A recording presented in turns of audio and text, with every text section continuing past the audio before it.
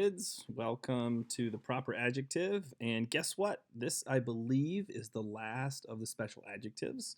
So, congratulations, we made it. So, today we're going to be looking at the proper adjective. And of course, I always go over the definition of an adjective. An adjective modifies or describes a noun or a pronoun. And what is a proper adjective? It is an adjective derived, that means made from, a proper noun. For example, the proper adjective Spanish comes from the proper noun Spain. The proper adjective Martian comes from the proper noun Mars.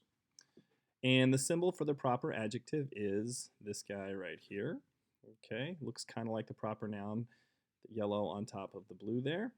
And here is an example. German bratwurst always goes well with French bread. So we've got German. This is made from a noun, Germany, and it's modifying bratwurst. Always is an adverb, and then goes is our verb. Well is an adverb. With is our preposition, and then French modifies bread. And notice how proper adjectives are capitalized. So please, please, please, please, please capitalize them. I should add this here. Proper adjectives are always capitalized. There you have it. Okay, so here is another point. Do not get proper adjectives mixed up with proper nouns. So look at my example here. The Spanish king traveled to Morocco. Notice Spanish is an adjective telling us what kind of king, and Morocco, even though it's capitalized, it's not a proper adjective, it's a proper noun. It is a person, place, or thing, but it is a specific person, place, or thing, which makes it a proper noun. So let's go ahead and look at some examples. So here are some examples we'll do together. This old journal has several Shakespearean sonnets scribbled on the inside cover. Oh, wow. This one is very, very difficult to start with, but let's do what we always do. Let's start with what we know. And let's go to my noun symbol here for journal. Okay. A little bit smaller. And let's see what other nouns we have. Looks like we have sonnets. Okay, and cover. This old journal has several Shakespearean sonnets scribbled on the inside cover. Okay, so what's my verb? Well, let's go copy this one here, make my life a little bit easier. Has is my verb. Okay, looks like I'm going to need a little extra space here. Add over a little bit. Okay, so journal has sonnets and then on the inside cover. Let's look at some other things going on here. This old several. Let's start with those. This, I think you guys know what that is. I think you're looking at it. It's demonstrative adjective. Whoa. Love it when I do this. Always got to make that guy just about right. So there's our demonstrative adjective. And what about, I don't have a descriptive adjective available, so I'm just going to have to pop them on here. Boom. That's exciting. Okay. This old journal. Okay, so we have our demonstrative, our regular descriptive adjective, our noun, our verb, and now we have several. Several is an indefinite adjective. If that's what you thought, you were right. Several is definitely an indefinite adjective. Okay, we don't know exactly how many. And then we have Shakespearean. Now, this capital S should give you a hint. If you said, Mr. Adam, that comes from a proper noun, Shakespeare, William Shakespeare, yes, you would be correct. This is a proper adjective based off of that proper noun. So let's go ahead. It looks kind of lonely in there. That's all right. And then we have scribbled on the inside cover. Scribbled has several, it's telling us where they're scribbled. It's describing the sonnets. So I know that when a verb is acting like a adjective, It is a participle. And I always tell you guys this, I love the extra time I get to teach some of this stuff. Looks like I'm gonna need some extra space here. I love teaching extra grammar at these times that we have together. I think it's great. You guys learning what participles and some of these other more difficult parts of speech are. So on is our preposition. Oh, the.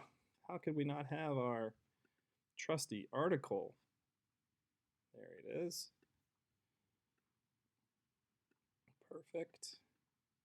And looks like we got another descriptive adjective here, modifying the cover, the inside cover. There you have it. So this old journal has several Shakespearean sonnets scribbled on the inside cover. And let's go ahead and put this is our demonstrative adjective. Several is my indefinite adjective. Shakespearean is my proper adjective. And I think that's it for special adjective types. All right, let's move to the next one. My Latin teacher was Italian. All right, so I've got, my, I know what that one is. That's going to be a possessive adjective.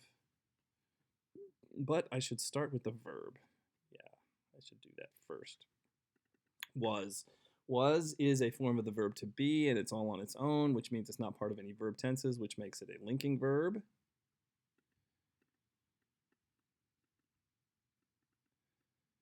Okay, and teacher, I know that one is a noun. There we go. Teacher is noun. Well, Latin here, if you guessed that's our proper adjective, you would be right. And I already told you that my was a possessive adjective. Whoa. I remember when I made these many, many moons ago. Used Photoshop. It's always easier to make them bigger and then just scale them down. All right, my Latin teacher was Italian. All right, so if you guys remember, a linking verb is kind of like an equal sign. And in this case, my Latin teacher was Italian or is Italian, Italian teacher. That's also going to be a proper adjective. I know it doesn't seem like it, but remember we talked about predicate adjectives? Well, Italian in this case is both a proper adjective and the predicate adjective. Okay, so this one is probably one of the tougher ones you're going to see because you think, oh man, shouldn't this be like a noun? Well, in this case, it is a proper adjective modifying teacher because you got it with a linking verb. So it is a predicate proper adjective. Okay. My is a possessive adjective. Latin is a proper adjective. PRA, we're going to use PRA, proper. And then Italian is also a proper adjective. Okay. 2 new Mexican restaurants opened up last week. All right, well, let's start with what we know. Let's find some nouns here. Restaurants. And week. Okay. My phone is buzzing at me. All right. Week. I actually don't know if I should do last week as a noun. And that might be the case, but let me put this here and then I'll talk about how this could be something different. Because sometimes when you use temporal phrases, they're actually adverbs of time. So this is a good time for you guys to learn this. Oh, whoops. Opened. Now, opened is our verb, and I know that up is sort of part of the verb phrase, but we generally treat those in the Montessori world as adverbs. Opened up. How did it open? In what manner did it open? Up. Okay.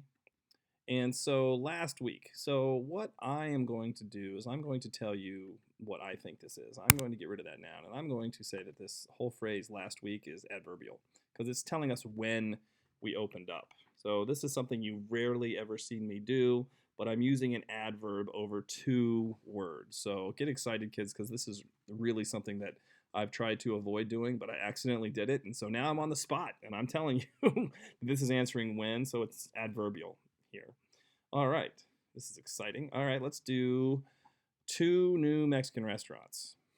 Well, if you remember, 2 is going to be a numeral adjective. And of course, there it is, the giant one. 2.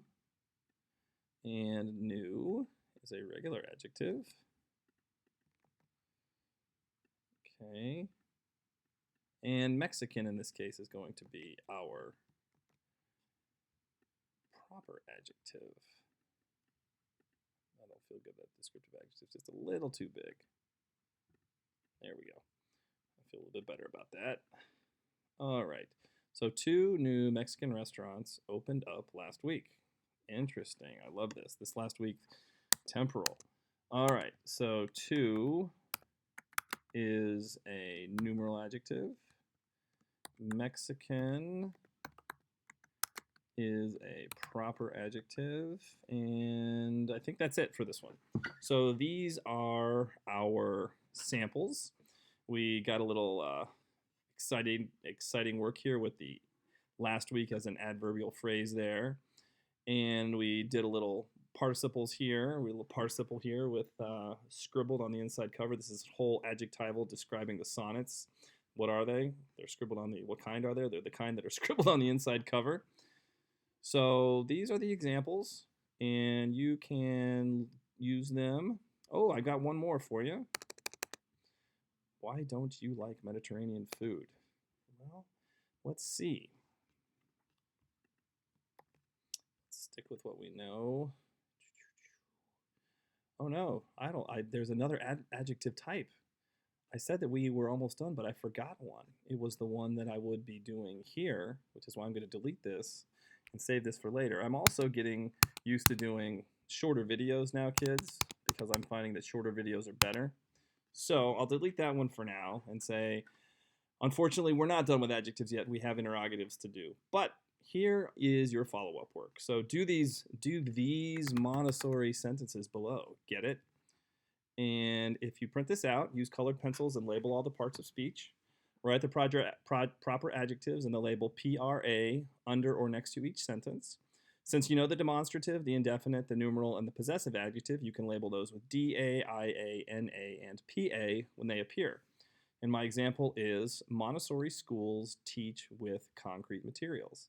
And if you notice here, Montessori is a proper adjective modifying schools. And then, of course, concrete is just a regular adjective there.